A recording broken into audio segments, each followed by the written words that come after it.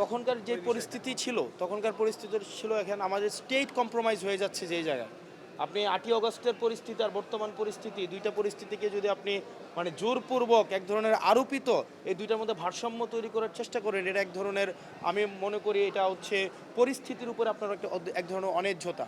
যেমন 8ই অগস্ট যে পরিস্থিতি ছিল তখন আমাদেরকে স্টেট কম্প্রোমাইজের জায়গায় চলে যাচ্ছিল, আমার এখানে কোনো সরকার ছিল না, আমার এখানে ল অ্যান্ড অর্ডার সিচুয়েশন সেখানে ডিটোরিয়েট হচ্ছিল, আমার একটা বডি দরকার ছিল যেটা হচ্ছে আমার law and order situation restore করতে পারবে, আমার সার্বভৌমত্বের ঝুঁকিপূর্ণ ছিল।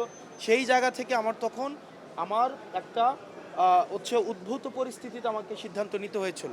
তার পরিবর্তে ওই সময় ফেলার এই কাজটা হয় নাই, তার মানে জনতার সরকার এসছে কিনা এই জিনিসটা এখন আপনারা প্রশ্ন করবেন। যাই হোক, ধন্যবাদ আপনাদেরকে। আপনারা তো এখন বিরোধী দল থেকে সিদ্ধান্ত নিয়েছেন, স্পিকার যেহেতু নোটিশ দিতে বলেছেন, বিরোধী নেতা বলছেন নোটিশ দিবেন। বিএনপি তো আসলে এটা চাচ্ছিল যে ফ্লোরে আলোচনা করে তারপরে এগুতে, আপনারা কি এখন মানে বিএনপির সাজেশনটা মেনে নিচ্ছেন? না, আপনারা দেখবেন না, এটা আমাদের হচ্ছে আমরা বসে এই বিষয়ে সিদ্ধান্ত নিব। আর আপনি যে প্রশ্নটা করেছেন নোটিশ দেওয়ার পরে বসে আলোচনা, বিষয়টা এমন উনি তো হচ্ছে আপনি যদি আজকে আলোচনাটা দেখেন উনি এটাকে আনকনস্টিটিউশনাল, এই যে আপনার যে রায়টা দেওয়া হয়েছে গণভোটের, যেই আপনার প্রেসিডেন্ট যে আদেশটা দিয়েছে এটাকে উনি এক ধরনের আনকনস্টিটিউশনাল বলছেন, গণভোটকেও তার মানে আনকনস্টিটিউশনাল বলছেন।